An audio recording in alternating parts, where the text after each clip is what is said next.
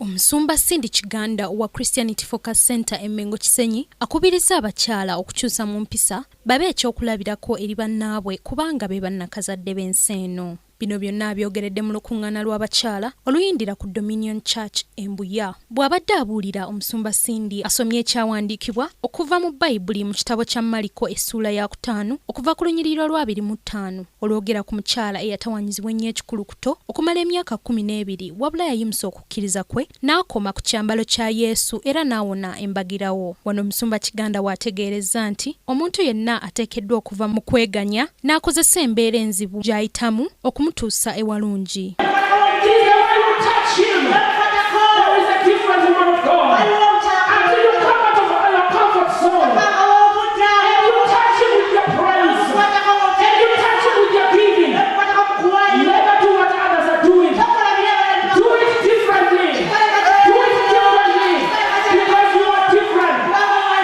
Ngeri y'emu era omusumba Kiganda ategeezezza ng'ekitonde ekikazi Mukama we yakiwa obuvunaanyizibwa bw'okuwa obulamu nga kano kabonero akalaga nga buli mukyala bw'alina obuvunaanyizibwa okukyusa embeera ezitali nnungi mu nsi eno.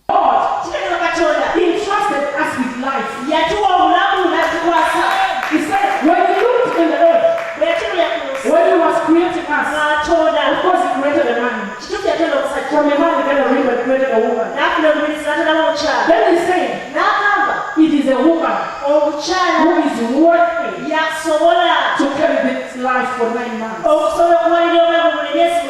Because there is a certain type of behavior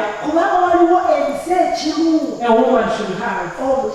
Because a woman, you are unique. Olukungaana lw'abakyala oluyindira ku kanisa eno luli wansi w'omulamu ogugamba nti Faith Unleashed, ekivuunulwa nti okukkiriza okuzuukusiddwa era nga lugendereddwamu okuyimusa okukkiriza kw'abakyala kibasobozese okutumbuka mu mwoyo ne mu mubiri. Ku lwa Kingdom TV, nabwekityo amalindirire.